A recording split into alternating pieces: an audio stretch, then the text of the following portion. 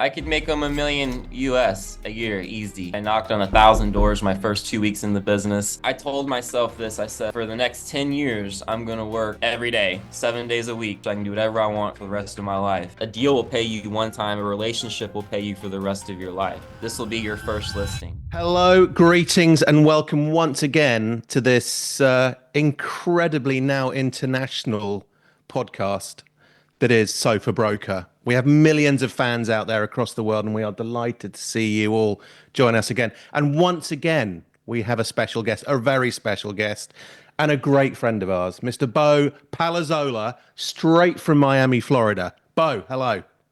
Good morning or good afternoon, guys. How's it going? Thanks so much for having me. Good. Again, you failed to introduce me. Again, you said, "Oh, it's here and this is our great." It's our great. This is our friend. Is this Everyone, a solid podcast? I apologize, but everyone knows that this Jesus is the Christ. Daniel McPeak Oh, McPeak listen. podcast. No. This show is for This is the everybody. vehicle for your vanity, Dan. Well, I'm vain, and so are you. You've had your hair cut twice this morning. What's left of it? Wait, so Bo, what good to time is see it you. over there, guys? 3:30. 3:30. Okay. Okay. So no beers yet. No, Just Sully's had 12 already. this dude knows I'm us. still on the coffee. Oh yeah. No product placement, please, Bo. There you go. No, thanks. I'm excited, guys. Let's have some fun. Let's tell some stories and help some people out. So, Bo, it's great to have you on. You are, we'll call you the king of the mountains, right? You are, for those who don't know Bo, and check him out on Instagram. He's brilliant on Instagram. Bo is a record-breaking, sensational real estate broker based out of Breckenridge in Colorado. He has been a friend of ours for a good few years now. We've watched him grow into a total powerhouse of a brokerage. And we just thought when we thought we'd do guests on this show, we thought, who's in our top, who's in our top list of people? Well, yeah, And I was hoping you guys you, would my call me. I friend, was waiting for the phone call. actually, to be fair, you have been badgering us for a few months now, but we've been resolute. We And wanted to it's do been the a great first. success. I'm excited to see your platform grow. It's been incredible to see.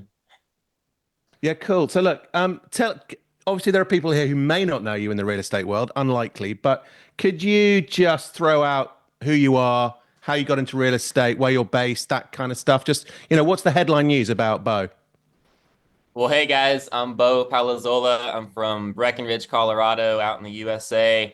I cover the Breckenridge, Vale, Beaver Creek ski resort areas, and my story is pretty unique. It's been quite the journey. It's been 7 years in the business this year, coming up on my 500 million, over 500 million in sales now in 7 years. So it's been quite the Wow. journey. And it's if I sit here and tell my whole story, we'll run out of time or we'll start drinking beer one. So, but it's no, I Sully's mean, already We, started. we need a pub in Borough Market for that stuff. Some of I those mean, stories. but to be honest, guys, if I could drop little golden nuggets and just help a few people today and, try to spread my story and, really inspire people. I have very intense energy and, my real estate career goes from, living in my car to taking market share in my real estate market and in less than 4 years and now officially being number one in my market and in top 10 and actually in the whole state of Colorado in sales now. So it's been quite the journey. So, now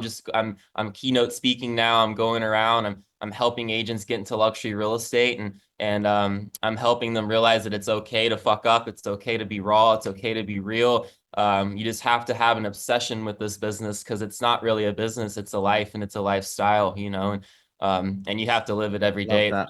It's 24/7. But no, I mean, I've had quite the ride. I mean, I'd love to go into the highs and lows of it with you guys today and kind of dive in head first and Let's Yeah, Bo, let's talk about that because me and Solly have known you for a while now, and you always undersell yourself. You look like this guy walking around in a t-shirt just like me, a bit nondescript, right? And but we've seen you a few times, and I actually have, seen what you've done, and Solly's seen what you've done in terms of commissioning. So just to give the guys an idea, give them, what I'd like to do is say where your commission is at the moment this year. So what have you done so far? And Um, how that story is really good, right? How you was in your car and where you got in the car. So how can you take from the highs of like you've done X amount so far this year to date, and the lows was in the car would be a really right. good way to tie it up. Yeah. No, because I hear you guys are hungry for a commission over there, huh? Yeah. Is that how it works? Or I think I Yeah. could come over That there and make a splash in that market with you guys and get some hungry agents that would want to make some real money. And I truly believe that if anyone and there's no secret sauce, guys, but if someone actually stands next to me by my side, does what I say, and shadows me more than essence and uses my energy, I could make them $1 million US a year easy in this business. And to me, that's a Wow. stepping stone into luxury, in my opinion. No, but when I first started, everyone knows Remax, right? So Yeah. it's the Walmart of real estate, if you'd call it, for the US or whatever is what you'd consider that. And they'll hire anyone, right? So that's where I started. I was their number one rookie agent ever out of that Remax office. I think I sold like 17, 18 homes my first year in the business. No leads, no mentor, no help, no team, nothing. We had a new agent meeting once a week, I believe, on Tuesdays, and that was it, when like new agents could get together. And I remember that would just pump me up. I would go there every Tuesday, and I would be the only one with multiple deals under contract, with multiple new listings coming on the market, and we'd go around in circles. And I'd remember that, and my hands would get sweaty when it would be about to come my time, because I would just pop off and they would all just freak out, like, how in the hell does this guy do this? And I love that, you know what I mean? And I don't know if it comes from being hungry and having things taken from me, you know, earlier in my life. And but like I said, I have a very interesting story, and I'm here to tell it and here to really explain how I believe I've found success, and maybe that can help other people, be successful. But started at Remax, got my first listing just off door knocking, guys, believe it or not. I think I knocked on 1,000 doors my first 2 weeks in the business, and since then it's Bo, stop there. Stop yeah. there. Stop there. A Well, thousand doors. So door knocking, right? So we love a bit of door knocking, Yep. don't we? So you can knock doors in the US as well, right? yeah, but what's funny is, guys, like I said, I've done over 500 million in sales, and I've never knocked on one door since. So, so again, like you just have to find what works for you, though. You understand, and that's what I say in this business is it's a 24/7 lifestyle, because you never know where your next deal is going to come from. You're always on the clock, right? So when I started at Remax, boom, got my first listing off door knocking, sold it in 2 weeks in the business, did like I think around 20 million in sales my first year. So, to answer your question, Daniel, you can kind of, gauge that off. We base in the US around 5 to 6% total commission, 3% usually the buyer's agent, 3% to the listing agent. If I double in the deal, which means I rep buyer and seller, I usually offer it to do it for 4% total. So save the seller 2 points. So I'd love to, help bring that commission structure to you guys and help get listings too. And, I think we could really work together with that. But, for what it's worth, when I first started at Remax, it was I told myself this. I said, for the next 10 years, I'm going to work every day, 7 days a week for the next 10 years, so I can do whatever I want for the rest of my life. And, I'm 7 years into that 10-year pledge. Okay. And in the Wow. beginning, I mean, people don't understand because they see the social media, they see the amount of money. And to go back to your point, Daniel, I mean, I don't know, you can do the math real quick off what's just do ballpark numbers, 20 million times, say 3%. So that was my first year, right? So a couple hundred Wow. grand, right, at least, as a rookie agent. Yeah. I mean, enough to buy a new motorcycle, right? Hey, By the way, brownie points. yeah, Bo is a fellow fan of the motorbike. Okay. And So what's your ride? yeah. All right, well, let's just be honest. I in high school, I bought a Ninja, what is it, Kawasaki Ninja. But Yeah, what's wow. That is what's a rite of passage for every but American what's high funny, school kid. no, that now you're about to take away my past. I'll be honest. My best friend was a gearhead motor guy, and he bought a Gixxer 600, was that No Suzuki, way. and we bought them brand new at the time.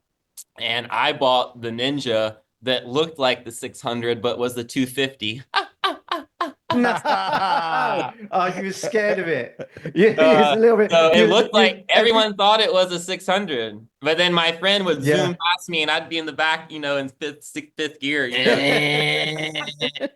You should But no, have. Yeah, I but had, I grew that- up on dirt bikes more. I rode dirt bikes and I rode, I grew up surfing. what sort of dirt bikes did you have? Any Yamahas? Any? Yeah, so out in Colorado, my last one was the new Yamaha, the YZ-FX, the four-stroke. So Wow. it was the Yeah. YZ, but it was their new FX, so it was made for trail riding. I think it was the YZ-FX. I think it was.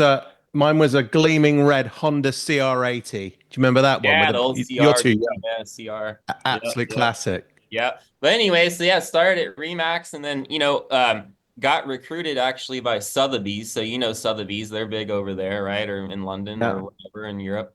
And at that time, I thought I was, brought up to the big leagues. I thought it was exciting that Sotheby's wanted me. You know what I mean? I mean, it was exciting. I was a nobody agent. Like I said, no mentor, no team, you know, nothing. I mean, I moved out there. If we want to go back another step, I moved to Colorado, you know, 12, 13 years ago and didn't know a soul in the whole state, just me and my dog from Florida. And truly the What rest, your dog is well, your dog's yeah, Bogey, right? yeah, Bogey, the one that passed away. So he's been dead for about a year and a half, about 2 years now. Yep. So Wow. my mother passed as well. So and I'll get to that. But Yeah, it's so sorry to hear that. it's just it's been quite the journey. I came out to Colorado, like I said, I didn't know anyone out here, and got to the University of Colorado, the university in Boulder. Went for a couple semesters, dropped out, never finished. And then my funny story is the business school there at CU at the university actually invited me to be a keynote guest speaker to their entrepreneur, their freshman class. So that was a full circle moment for me, which was really cool. And then moved to Breckenridge, my market, and again, didn't know anyone up there. And just knew what I wanted, knew I was good at sales, knew I was good at people, knew I wasn't going to work for someone necessarily, and knew I wasn't going to be in the restaurant business. I wasn't going to be in the retail, that type of stuff. Um, and knowing I didn't have a degree either, but I'm an entrepreneur. So you have to understand, guys, like I don't diss people that don't have degrees, but I also want you to sit down and realize what are you doing and what do you want in life, right? And what my father taught me was, listen, he said, figure out first what you're good at, okay? And then find a way to go make money doing it. You understand? So first understand what your passions are, understand what your purpose is, and then find a way to make money doing those things. And so for me, it was easy. It was real estate. And so did Remax, right? They'll hire anyone off the streets. And boom, did it and did it quicker than anyone ever thought, to be honest, guys. Um, and then So we're Sotheby's, picking up now. So we're picking up now with, so you didn't finish college or whatever you want to call it over there, right? In the UK, we call it university, don't we? So we all know that Solly went to a fantastic school. Did you finish uni? I didn't go to uni. You didn't go to No. uni neither. So we're getting a pattern, I think, with guys and girls that are in real estate. Yeah. They tend to, if they've done uni or college, as you would say now, do you over there, guys right? offer a degree for real estate at the uni there? No, there's No. not. There's no real So estate like over degree over here, like here. to be honest, I mean, this is kind of funny. I mean, you might laugh, but they have a master's degree here at the university for real estate. It's one of my good In what? buddies. In what? Where? A lot of them, Where? all of them. Yeah, now, yeah. It's like one of my buddies actually graduated with a real estate degree while I was, hard knocks, grinding, living in my fucking car. I was 3 years in the business and he was just getting started. So, I mean, again, it How do really, you? How do you get a fucking degree in real estate if you haven't done no practical stuff? I'm telling you, yeah. But I mean, I see, I guess the technical side of it. I'm a people person. I'm an But old every soul. agency every agency needs a data guy, right? Or someone who sits behind, and every Yeah, agency needs people like us three who go out there and, we'll talk to a Just do it. billionaire as much as we'll talk to the gardener. Yeah, just do exactly. it. So the guys and girls that are looking into what we're doing, and you know what we're doing, and we're looking at, the change in real estate in the UK as we've brought over American brokers and the Americanization, and it's really changing, from loads of them being employed, getting a salary into kind of, getting into positions that Solly and I teach where they can get like a 3% commission, where the average in the UK is about 1 to 1.5, and they can really start to make some decent money out of it, and they can see that there's a future, and they're jumping on that now. And you was already in that because you was in the US and that was happening, but you suffered from the same problem, right? And you pointed it out just then. When you started in Colorado and especially in Boulder, and you knew no one, right? You was out there on your own. They would be suffering from that same thing wherever they are in the globe, whatever they are. When they're starting out, it's their first or second time out of doing this, maybe a year's experience or little or no experience. How do you make that jump from selling properties at a certain level to the higher level where you are now? Like, I know there's not a magic sauce, but is there a stepping stone? Is there a pathway you've got? Well, you never know. That's what you have to understand is these agents think they want to be luxury. There's no timing to luxury. It happens when it happens, but you have to understand when the opportunity comes up, right? So I believe in doors opening for you, okay? And a lot of people will actually see a door open or not even notice it and not even take it, if that makes sense. An opportunity, and those come in different waves, and people need to be able to recognize those waves and understand and identify an opportunity when it comes. But to be honest, it depends on the market you're in first. It depends on the price point you're in. It depends on the clientele you're around. So I am really good at managing clients' emotions, and that's something we can talk about and dive into more. But high net worth individuals' emotions are very interesting to manage. And if you can do that, that's tapping into luxury. That's tapping into their sphere. And if you're in their sphere, you're set. Because what I believe in, a deal will pay you one time, a relationship will pay you for the rest of your life, right? And if you can really just prove yourself, not be intimidated. So what I say is zero intimidation and consistency. That's it. Keep it simple, guys. Zero intimidation So, and be Bo, I've got a question for you because obviously you're a young guy and you're probably one of the most successful young brokers on the planet, I would have thought, and have been for a while. So you were very young when you let's say the first time you walked into your first $10 million property, right? With a proper serious chance of getting that listing. yep. Obviously, in your head, you think I can fucking do this. You don't care if you're not wearing a suit because you're a cool guy anyway. But there's always something in high-end real estate that's going to make the person on the other side of the door, that high net worth, or their wife, or their kids, or their lawyer, say, "Hold on, this guy's too young. I don't care how good he is, Well, yeah, or they're how gonna good he is at talking to question. us." They're How gonna did you question the overcome that, or did you have to?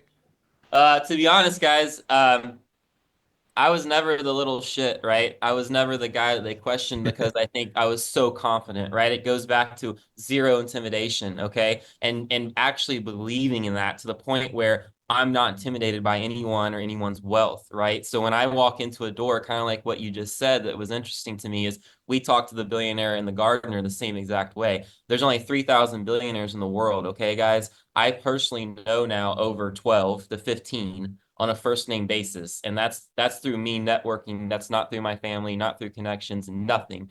And that's because I don't talk about money and I don't talk about wealth. I find a common ground, a common connection, and I get the deal done. They see that I'm efficient, and they see that I'm consistent, and they see that I'm not intimidated, so they don't ever really question the youth. They never really did. And to be honest, um the few times, guys, that I really had pushback was in my very beginning stage, where I was still, a buyer's agent showing property and showing these $4, $5, $6 million homes at the time, $10 million homes, and of course, the listing agents and the sellers were questioning it. The buyers that I were meeting, my clients were not, because I built a rapport with them and built a relationship with them.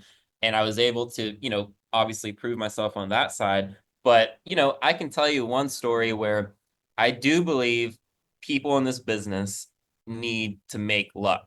You can either have it happen for you or you can create it on your own. But you have to see it at least, like the door opening, okay? And it closes quick. And some people just don't see it. Or then you got to wait another season in life, or you got to wait another, whatever for it to happen again. But what I'm trying to say is kind of my break was I was at Remax and I was showing a property and it was a $5 million house. And the seller just so happened to be there. He should have never been there, right? I was a rookie agent. I was the buyer's agent. I was told the seller should never be at his own property during showings, blah, blah, blah, right? And he kept following us around. Very interesting. And it got to the point where I was like, okay, he's following us. At the end, he just handed me his card. His card just said his name, literally his name, no phone number, no email. I mean, it's very interesting, and you'll understand in a second why he did that. So I didn't know who it was. And to be honest, guys, you might think this is weird, but I'm so genuine. I'm so real. I don't Google people typically. I don't, I don't try to overturn things, I don't try to find things on people. I let it come very naturally, you know what I mean? And I let them tell me who they are. And I've just never done that, to be honest. And I don't know if that's good or bad, but it is what it is. And so anyways, especially in my rookie career, I didn't Google this guy. So he calls me a few days later and says, just want to check in. How is it showing? Are your buyers still interested? Blah, blah, blah. And I was like, I thought this was really weird, right? Because I thought his listing agent, the selling agent, should be calling me, not the real seller, Yeah. right? And so I was like, oh yeah, I was like, super, super respectful. At the time, I was like, we're still going through options, blah, blah, blah. We haven't decided. Thank you, sir. I'll call your agent. I made sure to call your agent if I have any questions, right? Never thought I'd hear Yeah. from him again. Okay. 2 days later, he calls back. He invites me over to dinner. And I said, I didn't think I could go. I was freaking out. So I called my managing broker at the time. I said, is this even allowed? Like he's in a signed listing contract with another agent. She said, yes, if he legally reaches out to you, then you can interact with him. Right. So that's like opening the floodgate. So boom, I went over to dinner and, 4 or 5 hours later, I'm still there. We're up in his study. It's a beautiful 8,000 square foot home in Breckenridge. He custom built the house. It was on the market with another agent at the time. And we just talk, and we didn't talk. And this taught me a lot, guys. We didn't talk about anything materialistic or anything wealth money wise. It was just getting to know each other. And what I learned was the conversation kept going because it was so organic, right? And he never really cut it off because it was just real. 3 4 hours later, we're still sitting there talking. And I just respected it. It was awesome.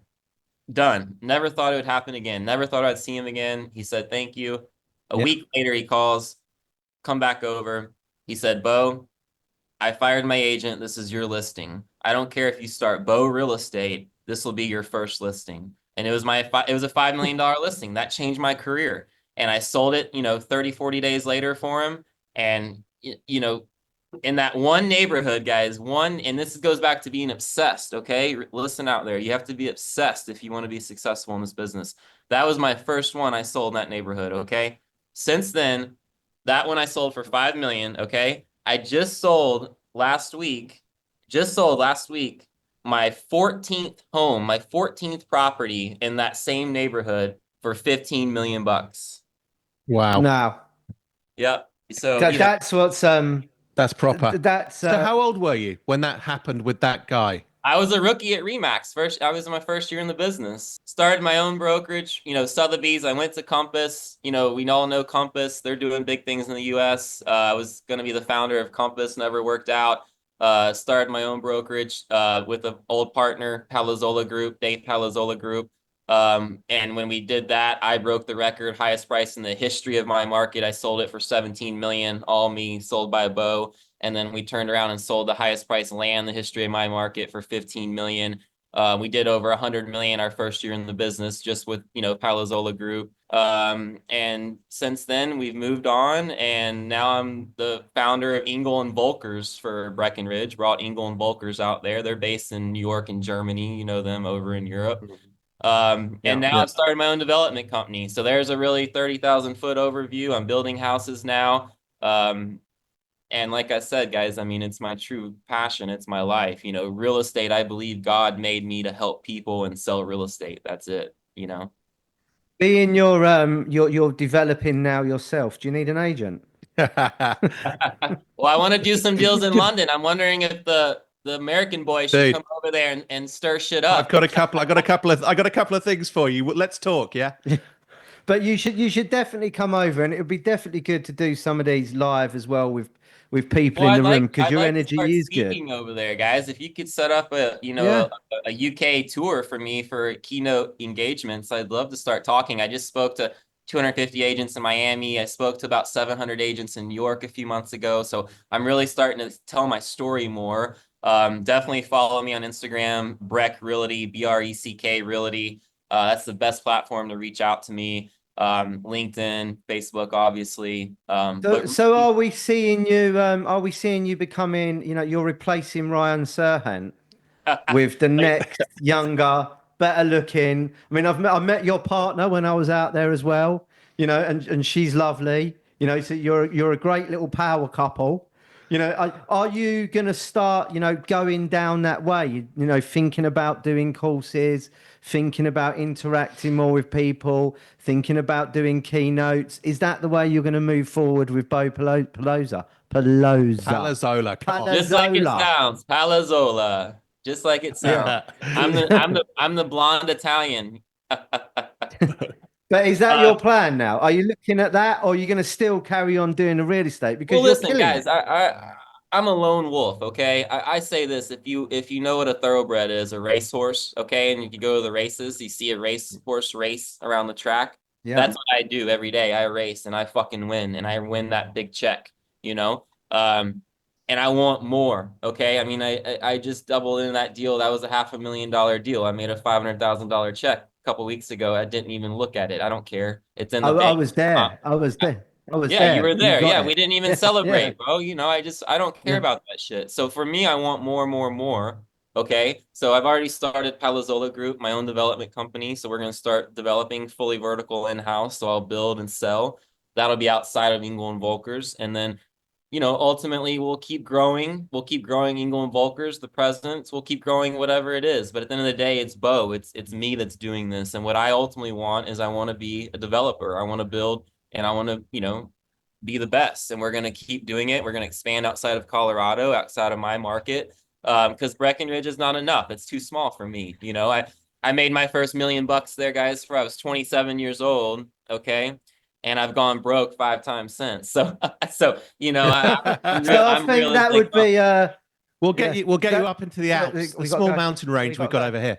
That would be a really good point to say, look, it's great to be talking to you, Bo. We're going to do this again with you, definitely. Here. And I just want to say to everyone, look, thanks for listening. Thanks for watching. Thanks for listening to Solly. Thanks for listening to Bo. Do follow him. Stanley will put the Instagram thing up so everyone knows how to get to him. And remember, Spotify, Apple, YouTube. YouTube, and all the other streaming channels. We're on them. Bo, I'll see you later. Have a good day in the sunshine. Thanks a lot, mate.